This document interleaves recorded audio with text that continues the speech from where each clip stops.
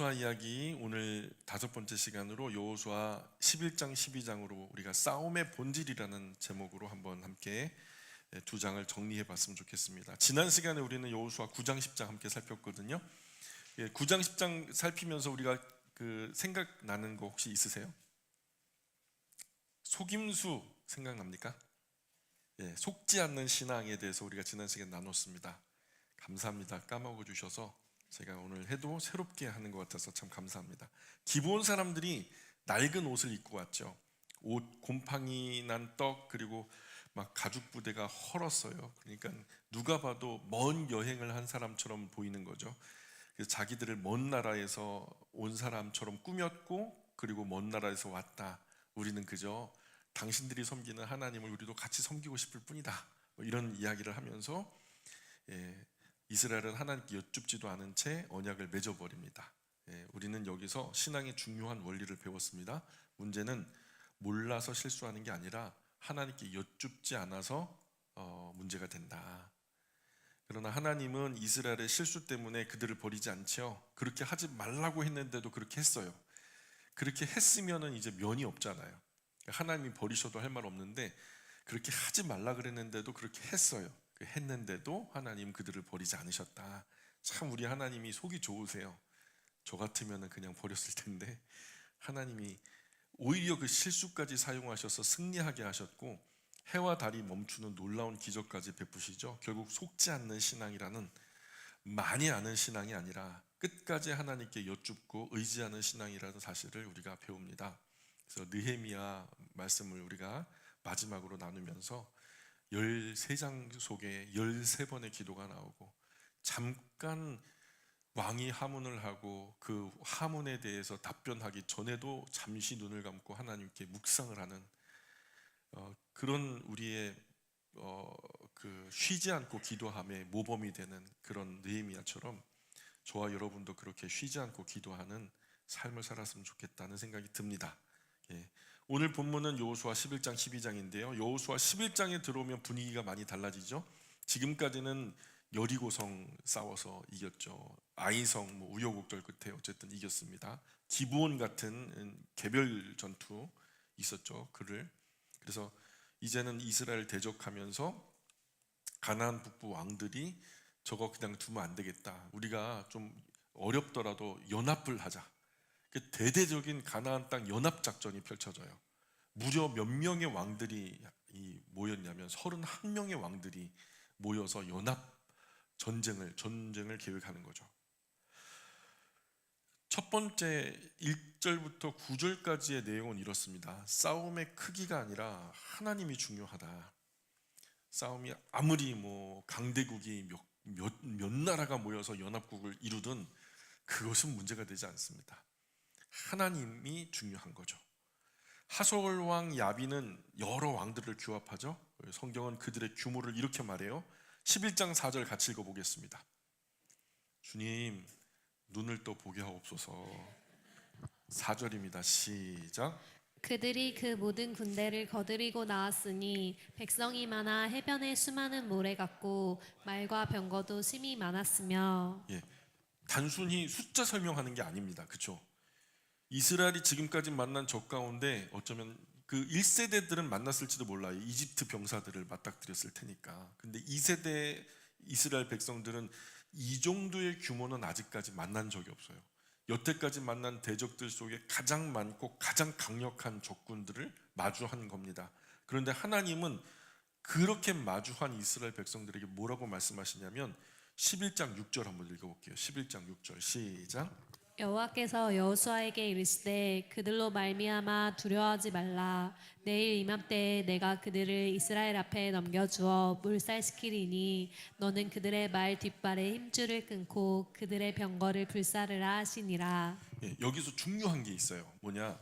하나님은 적군 숫자를 부정하지 않아요. 그들이 숫자가 적다라고 거짓말로 이렇게 추적시키거나 축소시키거나 하지 않아요.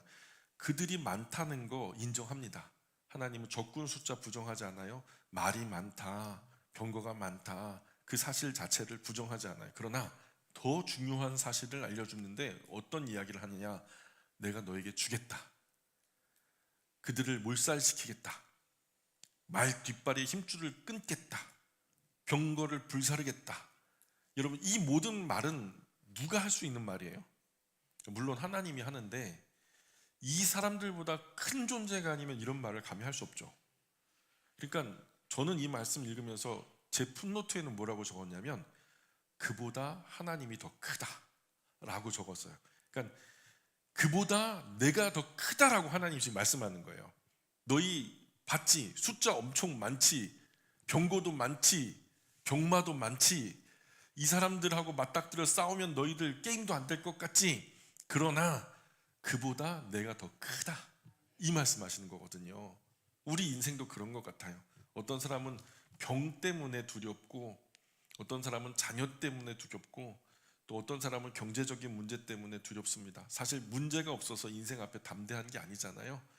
문제보다 훨씬 더 크신 하나님 바라보기 때문에 담대할 수 있는 거죠. 내가 가진 문제 있습니다. 그래요, 하나님 100년 미만에 왜 문제가 없겠습니까? 문제 없는 동네는 공동묘지밖에 없대요. 근데 맞아요, 나도 문제가 많습니다만 이 문제보다 하나님이 더 크신 줄 믿습니다 하는 그 마음과 믿음 가지고 담대해지는 것 같아요. 그래서 그리스도인의 신앙은 현실을 무시하자는 게 아닙니다. 현실을 무시하자는 게 아니고 당면한 두려움보다, 주어진 현실보다 더 크신 하나님을 볼 줄 아는 것이 진짜 신앙이다. 싸움의 크기보다 그 싸움보다 더 크신 하나님을 보는 것이 중요하다. 이것을 우리에게 설명해 주는 것은 아닐까, 이런 생각을 해봅니다. 두 번째 주제는 10절부터 15절까지 말씀이 나누어지는데 한번 여러분 읽어주실까요? 시작. 빨간색 글씨 시작.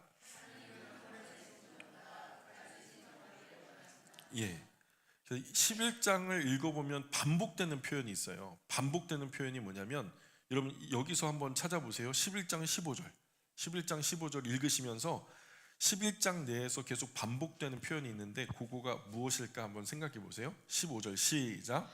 여호와께서 그의 종 모세에게 명령하신 것을 모세는 여호수아에게 명령하였고 여호수아는 그대로 행하여 여호와께서 모세에게 명하신 모든 것을 하나도 행하지 아니한 것이 없었더라. 여러분 성경책에는 어디에 밑줄이 그어져 있어요? 반복되는 표현에 제가 무조건 밑줄 그라 그랬죠. 왜냐하면 반복되는 것은 중요하기 때문에 반복되는 거다.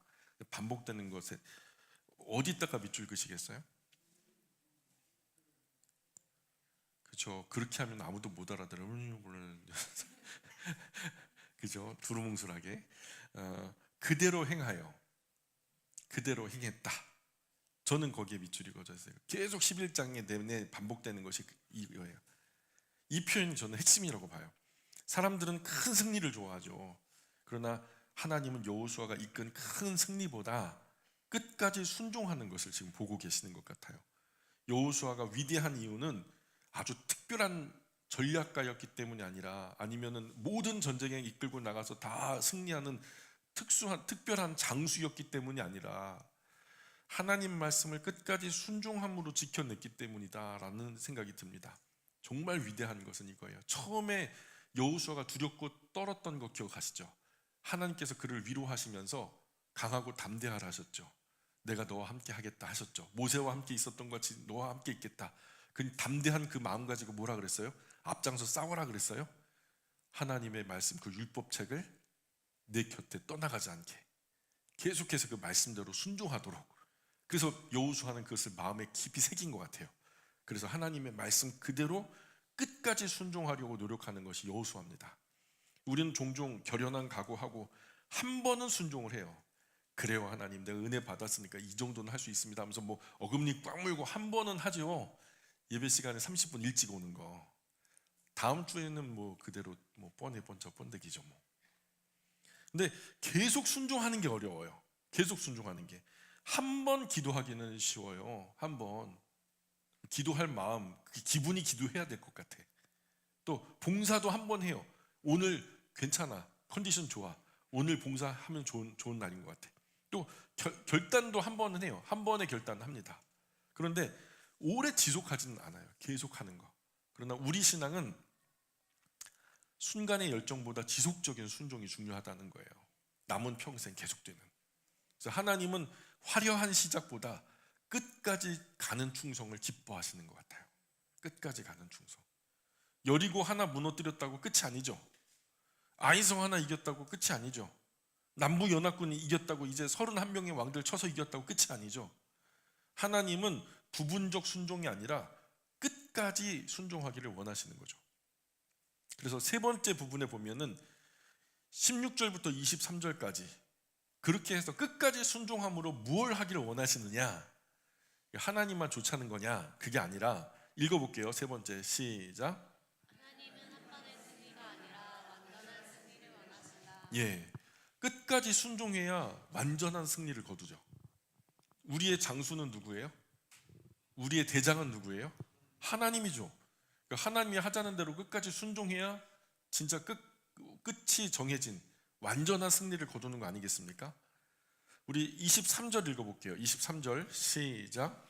이와 같이 여호수아가 여호와께서 모세에게 말씀하신 대로 그 온 땅을 점령하여 이스라엘 지파의 구분에 따라 기업으로 주매 그 땅의 전쟁이 그쳤더라. 진짜 싸움은 땅을 차지하기 위한 싸움이 아니라는 거예요. 땅 따먹기, 지금 우리 온 세상이 하고 있는 게 땅 따먹기 싸움이거든요. 어디에 원유가 많이 묻혀 있으니까 거기 우리 땅으로 하겠다 하니까 아니다 막 그러면서 땅 안 내주겠다 하면서 싸움이 벌어지잖아요. 또 그냥 약한 나라 가가지고 막 쳐들어가가지고 그거 내 거 하겠다 막 그러잖아요. 땅 따먹기 싸움이라니까요, 세상 싸움은. 근데 우리 신앙인의 싸움, 그리스도인의 싸움은 마음 안에서 일어나는 싸움이에요. 11장은 전쟁 이야기처럼 보이죠. 그런데 사실은 신앙 이야기입니다. 왜냐하면 싸움의 본질은 가나안 땅 따먹기 싸움이 아니기 때문에 가장 큰 싸움은 언제나 우리 마음 안에서 일어나요. 두려움과 신앙의 싸움, 그리고 순종과 불순종의 싸움, 하나님 말씀과 자기 생각의 싸움, 두 존재가 싸움을 싸울 때 어느 것이 승리할 것인가. 늘 우리가 이렇게 기도해요. 하나님, 하나님과 제 생각이 싸울 때 늘 하나님이 이기게 해주십시오. 그죠? 하나님이 이겨야 잘 되는 거잖아요. 여리고에서도 그 싸움이 있었죠. 여리고에서도 그 싸움이 있었어요. 하나님의 생각과 그들의 싸움, 그들이 생각하는 전쟁과 하나님이 생각하는 전쟁은 달랐거든요. 아이성에서도 그 싸움 때문에 사실 크게 실수하잖아요. 기브온과의 싸움에서도 사실 그 싸움이거든요. 말씀대로 하는 싸움. 그리고 지금 북부연합군 앞에서도 마찬가지죠. 결국 여호수아서는 전쟁사가 아니라 누가 하나님을 더 신뢰하는가에 대한 이야기. 신뢰함으로 순종하는가, 신뢰하지 못해서 불순종하는가. 오늘도 우리의 가장 큰 적은 환경이 아니라 우리 안의 불신앙과 그로 인한 불순종이다. 오늘 예배당 나가지 못할 것 같은 어떤 환경, 그 환경이 아니에요. 사실은 마음이지. 사랑하면은 다 이겨요. 부산까지 가가지고 연애하는 사람 봤어요. 저 용인에서 제가 아는 친구가, 여자친구가 부산에 있었단 말이에요. 주말마다 부산 내려가더라고요. 사랑은 다 이깁니다. 마음이 있으니까 가는 거예요. 마음이 없으니까 10km도 안 되는데 여기까지 못 나오는 거지. 별 핑계를 대봐요. 마음 없다는 건. 18절 읽어봅니다. 시작. 모든 왕들과 싸운 지가 오랫동안이라. 이 구절 중요해요. 신앙이 단거리 경주가 아니라 마라톤입니다. 끝까지 달려서 꼬린 지점을 통과해야 경주는 끝나는 거예요. 신앙은 마라톤처럼 오래 끝까지 달려야 한다는 거죠. 오랫동안이라. 주님 내 이름 부르시는 그날까지 달려가야 됩니다. 그 전날, 그 이전에는 갑옷 벗을 생각하면 된다, 안 된다? 안 된다. 우리는 어쨌든 살아있는 한 영적 전쟁 속에 있는 영적인 병사들이다. 네 번째가 12장으로 건너가 보시면은 네 번째 12장 전체는 이런 말씀을 우리에게 들려주시는 것 같아요. 같이 읽어봅니다. 시작. 승리 후에도 기억해야 한다. 승리 후에도 기억해야 한다. 12장 24절 마지막 절 이렇게 기록되고 있죠. 계속 읽어봅니다. 24절 시작. 하나는 디르사 왕이라 모두 31 왕이었더라. 12장 여러분 같이 읽어봤으니까 아시잖아요. 좀 이후에 보면은 좀 지루해지죠. 어느 나라 왕, 누가 어느 왕 뭐 이렇게 왕의 이름이 31명이나 막 계속해서 나열되고 있거든요. 예, 그래요. 왕들 이름 목록 같아요. 왕들 이름이 계속 나옵니다. 31명의 왕 이름이 계속 기록되고 있어요. 그런데 하나님은 왜 굳이 이 명단을 남겨놓으셨을까? 알지도 못하는 거, 어느 땅인지 어느 지역인지도 모르고 누군지도 모르는 이 31명의 왕들을 왜 남겨놓으셨을까? 기억하라는 거죠. 한마디로 기억해라. 사실 31명의 왕들의 이름은 하나님께서 이기게 하신 승리 기록이죠. 승리 기록. 하나님은 승리하는 것만큼 승리를 기억하는 것도 중요하게 여기신다는 거죠. 기억하라는 거예요. 기억하라는 거. 여러분 살면서 많은 승리 거두셨죠? 승리 많이 하셨죠? 여기서 말하는 것은 뭐 인생의 승리를 말하는 게 아니라 신앙의 승리를 한번 생각해 보세요. 여러분 어떤 승리 거두셨어요? 기록해야 알지. 그죠? 여기는 기록됐으니까 아는 거예요. 31명의 왕들의 이름이 기록됐으니까 이들이 이런 전투에서 이렇게 하나님께서 승리하게 하셨구나. 이스라엘은 앞으로도 많은 싸움 해야 됩니다. 그때 하나님 말씀하는 거예요. 내가 여기까지 인도하지 않았냐? 내가 그때도 너희를 위해서 싸우지 않았냐? 사실 우리 신앙은 기억의 싸움이라는 거예요.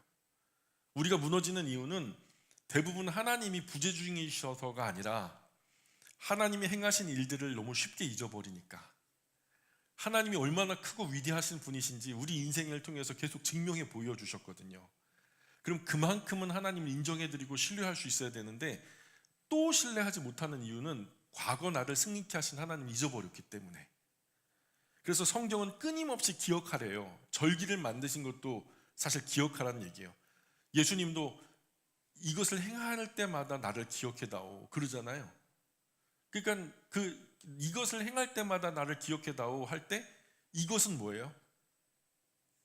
떡을 떼고 잔을 마실 때 그들의 떡은 우리의 밥이고 그들의 잔은 우리의 국이에요.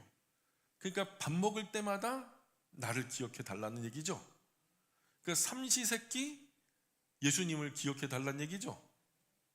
그러니까 밥 먹듯이 예수님을 기억해 달라는 얘기예요. 그리고 그 기억과 함께 살자는 거죠. 그게 신앙이라는 거예요. 끊임없이 출애굽을 기억해라. 광야를 기억해라. 요단강을 기억해라. 여리고를 기억해라. 아이를 기억해라. 십자가를 기억해라. 우리에게도 영적인 12장이 필요합니다. 그죠? 우리에게도 12장이 필요해요. 내 인생에도 하나님이 행하신 일들을 기록해 두어야 됩니다.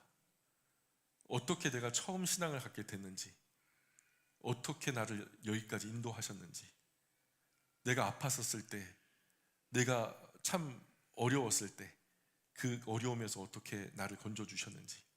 다윗이 사실 시편 기록한 것이 다 그런 기록이잖아요. 나를 건져주신 기억. 맞습니까? 그죠? 응답받은 기도, 위기에서 건져주신 은혜, 차오르는 눈물 속에서도 나를 붙들어 주신 그 사랑, 내 인생 베푸신 놀라운 하나님의 은혜와 사랑 꼭 기억해야 합니다.